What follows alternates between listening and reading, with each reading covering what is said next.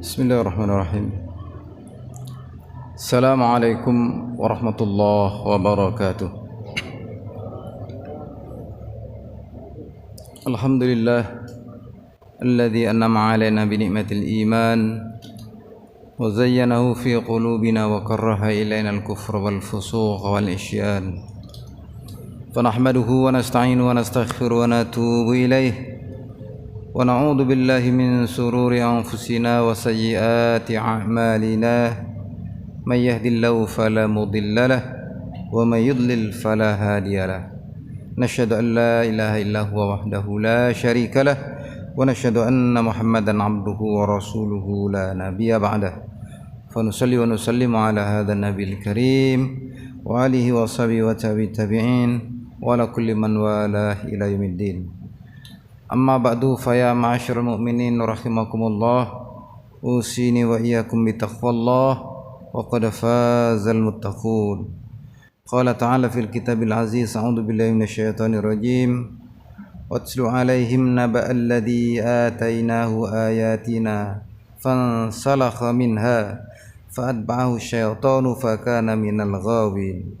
Walau syi'na la rafa'nahu biha walakinnahu akhlada ilal ard fa'atba'ahu wattaba'a hawa famathaluhu kamathalil kalb in tahmil alaihi yalhath aw tatruku yalhath dzalika mathalul qaumil ladzina kadzdzabu biayatina faqsusil qasasa la'allahum yatafakkarun.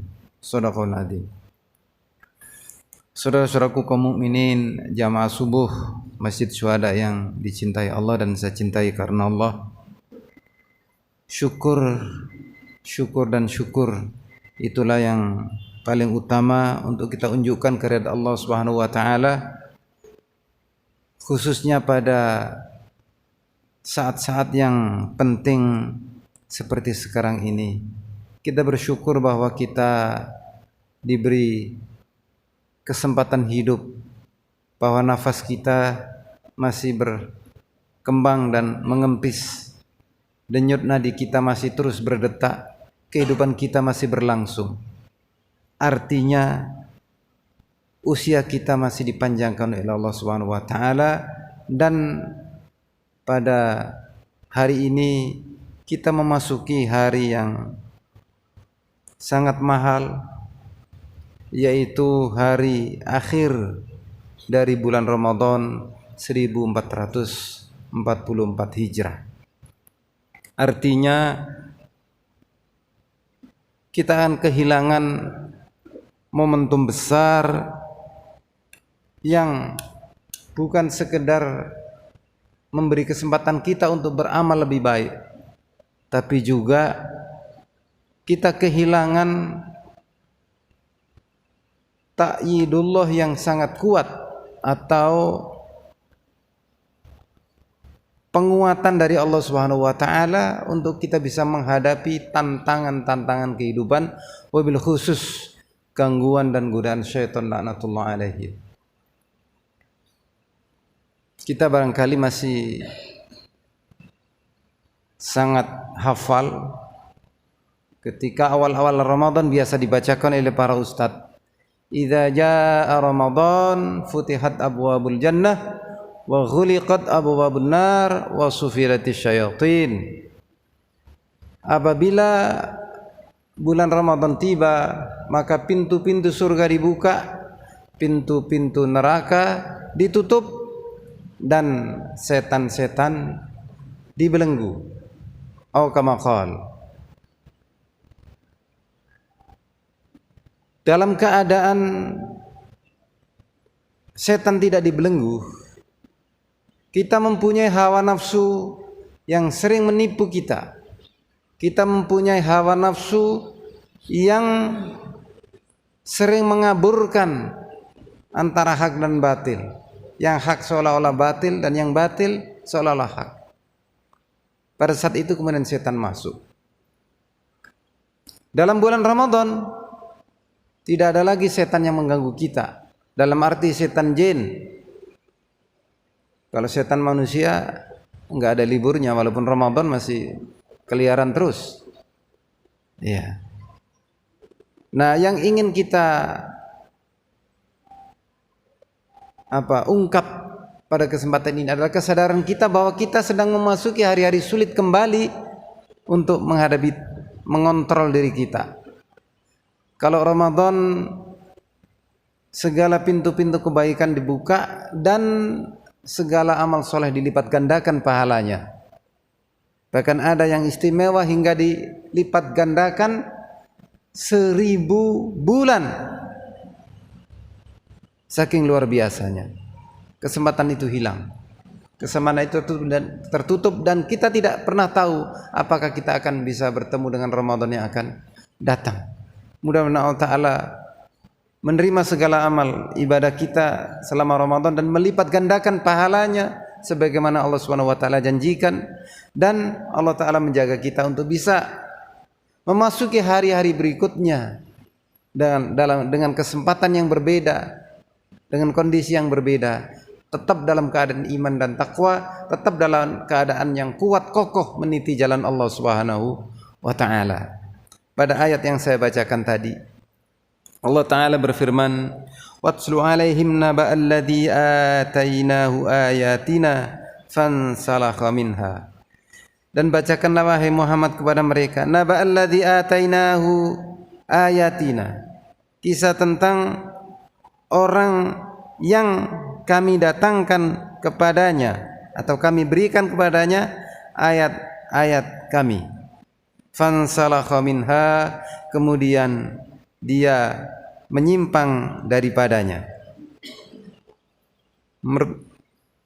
Kitab-kitab tafsir ini kisah tentang Bal'am, seorang ulama yang menyimpang dari jalan Allah Subhanahu wa taala.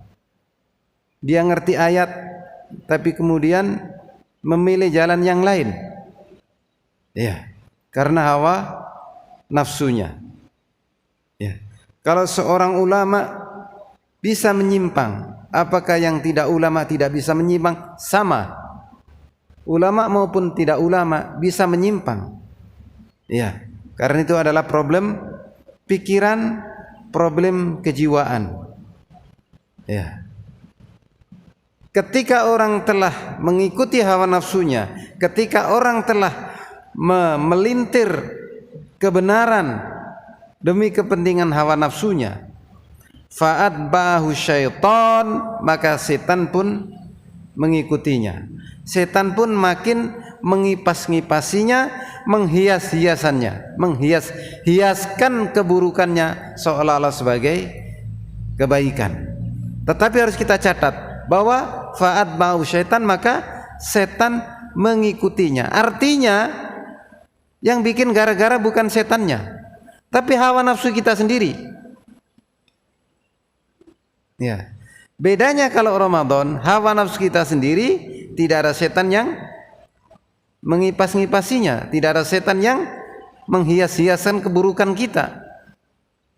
Kalau di luar Ramadan, begitu hawa nafsu kita masuk, setan mengikuti masuk, dan disitulah orang menjadi kewalahan untuk mengendalikan dirinya dan jatuhlah ia dalam kemaksiatan atau perbuatan-perbuatan yang tercela yang menyimpang dari jalan Allah Subhanahu wa taala. Fakana minal ghawin, jadilah ia termasuk orang-orang yang celaka. Ya.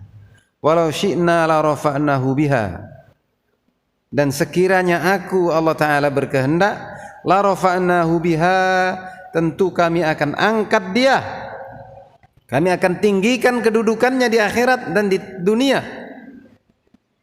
Ya, melalui biha dengan ayat-ayat Allah tadi. Walakinnahu akhlada ilal ardi, tetapi dia memilih kehidupan dunia. Akhlada ilal ardi maksudnya ingin kekal di dunia, ingin bernikmat-nikmat di dunia, dan inilah masalah pertama yang kita hadapi, cenderung kepada dunia, dan itu sifat semua manusia. Ya, di dalam surat Al-A'la yang biasa kita baca, bal tu'thirunal hayatad dunya wal akhiratu khairun wa abqa. Tetapi mereka tu'thirunal hayatad dunya, lebih terpengaruh dengan kehidupan dunia. Ya. Wal akhiratu khairu wa abqa, padahal akhirat itu lebih baik dan lebih kekal. Mengapa orang tidak memilih akhirat yang lebih baik dan lebih kekal? Karena akhirat tidak kelihatan. Orang inginnya yang kelihatan. Manusia diciptakan oleh Allah Ta'ala dari jasad, dan jasad cenderung lengket kepada tanah, kembali ke bumi, ingin abadi di bumi. Sedang bagian lain Allah Ta'ala memberikan ruh yang cenderung kembali kepada Allah Subhanahu wa Ta'ala. Tapi hawa nafsu membuat dia lebih cenderung kepada dunia. Walakinnahu akhlada ilal ardi, dia memilih untuk menikmati kehidupan dunia. Wattaba hawa, dan dia mengikuti hawa nafsunya. Famathaluhu kamathalil kalbi, maka perumpamaan mereka seperti anjing. Naudzubillah. Anjing adalah binatang yang haram, ya, haram liurnya, haram juga dagingnya, ya. Tetapi Allah uji bahwa dia termasuk binatang yang cerdik, binatang yang sangat setia. Ya, kecerdikan dan kesetiaannya ini menjadi ujian beriring dengan kenajisannya dan keharamannya. Tapi kemudian oleh Allah Subhanahu wa Ta'ala dijadikan contoh bahwa orang yang terlilit hawa nafsunya, orang yang terseret oleh kepentingan duniawinya dan mengabaikan kebenaran yang datang kepadanya, itu diumpamakan oleh Allah Subhanahu wa Ta'ala dengan famathalu kamathalil kalbi in tahmil alaihi yalhaf, jika engkau halau dia, ia menjulurkan kepalanya, au tatrukhu yalhaf, atau tidak kau halau pun menjulurkan lidahnya. Artinya, iya, dia menjadi apa istilahnya itu? Penjilat. Dia menjadi hamba kepentingan. Dia menjadi pragmatis dan dia mengabaikan segala nilai-nilai.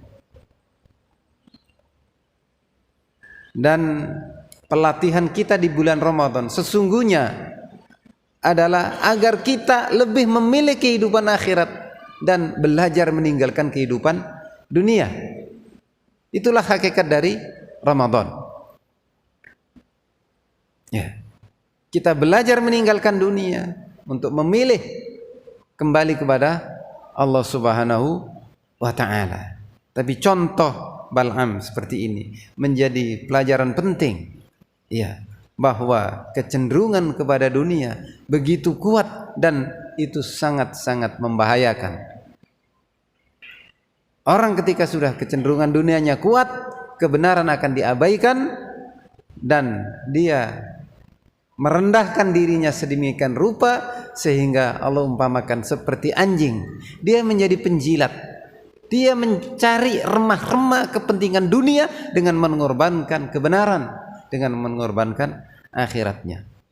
Naudzubillahi min dzalik. Dan inilah pelajaran terpenting di saat-saat yang mulia ini. Kita akan memasuki hari-hari sulit pasca Ramadan ini dengan setan yang ada di sekeliling kita yang menggoda untuk kita ikuti. Mudah-mudahan Allah Ta'ala menjaga kita. Jamaah yang dimuliakan Allah, Allah Ta'ala sebutkan faqsusil qasas la'allahum yatafakkarun, maka kisahkanlah wahai Muhammad kisah ini atau kisah-kisah itu la'allahum yatafakkarun, agar mereka berfikir. Jamaah yang dimuliakan Allah Ta'ala, kesimpulannya hawa nafsu kita tidak pernah puas, tidak pernah berhenti untuk senantiasa kita turuti, dan semua itu adalah kepentingan-kepentingan duniawi. Allah Subhanahu wa Ta'ala mengajak kita untuk kembali kepadanya, untuk menuju jalannya, mengutamakan kehidupan akhirat daripada kehidupan dunia. Ya. Dan di bulan Ramadan di mana setan-setan dibelenggu, kita mempunyai keleluasaan, tetapi di luar itu setan mengiringi setiap langkah kita. Mudah-mudahan Allah Ta'ala menjaga kita dari setan. Dan ini poin inti dari apa yang bisa kita sampaikan pada kesempatan ini.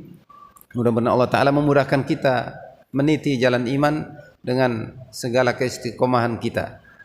Selanjutnya ada hal yang juga perlu ingin kami tambahkan di sini terkait dengan diskusi tidak sehat yang beredar di media yang juga menyasar pikiran-pikiran kita atau pikiran sebagian antara kita terkait dengan perbedaan Idul Fitri. Ya, kita semua sudah sangat paham ya perbedaan Idul Fitri itu mengapa terjadi. Ya, clear semua. Ya, ijtihadnya juga jelas, dasarnya juga jelas. Artinya dua-duanya berpijak kepada dalil yang kokoh. Ya, pada dalil yang kokoh. Hanya beda cara melihatnya. Sumu li ru'yatihi wa aftiru li ru'yatihi. Fa in ghumma 'alaikum faqduru di azalnya faqduru sa'bana 30 yauman, atau di hadis yang lain dengan makna yang semisal fa in ghumma 'alaikum fa akmilu iddatash syahri 30 yauman, maka sempurnakanlah hitungan hari 30, hitungan Ramadan 30 hari. Ya. Nah, itulah yang kemudian oleh para ulama atau oleh masyarakat dikenal dengan istilah ru'yat. Mazhab ru'yat. Karena memang sumu li ru'yatihi wa aftiru li ru'yatihi. Tapi kemudian berkembangnya pengetahuan manusia, ya, bahwa untuk tahu tanggal itu tidak harus dengan melihat. Ilmu astronomi telah berkembang secara pasti bahwa itu bisa dihitung. Ya, itu bisa dihitung. Tidak perlu dilihat pun bisa. Itu. Dan itu sudah bukan lagi teori, tapi itu sudah aksioma.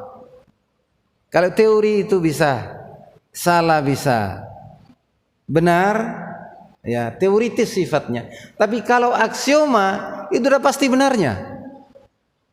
Udah aksiomatis. Sama, bulan mengelilingi bumi, bumi bersama bulan mengelilingi matahari dengan waktu tertentu, bukan hanya jam saja, tapi hingga detik per detik itu pun sudah bisa dihitung. Dan itu sekali lagi aksiomatis. Itu bukan lagi teori. Kalau dari dalam ilmu pengetahuan, kalau teori itu menurut si fulan, dan itu masih mungkin salah. Karena apa? Belum ada pembenaran ilmiah yang mutlak. Tapi kalau tentang hitungan astronomi, itu sudah banyak sekali yang sudah dimutlakkan oleh ilmu pengetahuan, dan itu sifatnya bukan lagi teoritis tapi sudah aksiomatis kalau menurut istilah ilmu pengetahuan. Nah, persoalannya kemudian, apakah dengan pengetahuan itu kita menetapkan atau mesti dengan ru'yat seperti yang oleh Rasulullah SAW sabdakan. Di sinilah memaknai sabda Rasulullah SAW tersebut. Di hadis lain Rasulullah sebutkan, nahnu qaumun ummiyun la nahsubu wala naktubu. Kami ini kaum ummi, tidak bisa, la naksubu wala naktubu, kami tidak bisa menghitung dan tidak bisa menulis. Artinya mayoritas masyarakat ketika itu, ya masyarakat Arab khususnya, itu ummiyun, tidak ngerti hisab, tidak mengerti nulis. Kalaupun tuh ada satu dua.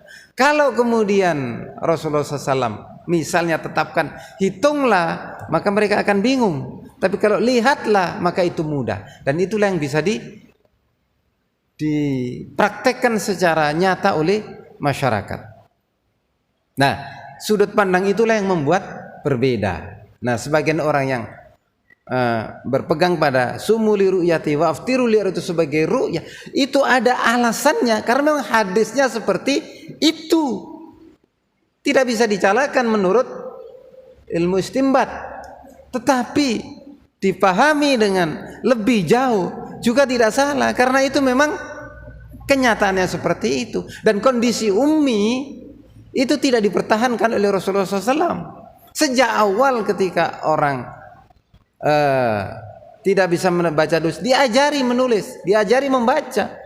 Kita ingat ketika perang Badar, ada tawanan Badar, apa penebusannya? Ditebus dengan mengajari menulis dan membaca bagi umat Islam tidak bisa baca tulis. Artinya kondisi ummi itu tidak boleh dipertahankan. Itu sama dengan kondisi perbudakan. Sebagian orang memahami ayat-ayat perbudakan itu seperti ketika di zaman itu, bahwa budak itu halal, budak itu realitas dalam Islam. Padahal Islam mengajarkan budak itu harus dibebaskan. Budak itu harus dibebaskan. Maka fenomena perbudakan harus hilang, maka hukum perbudakan dengan sendirinya hilang bersama hilangnya perbudakan.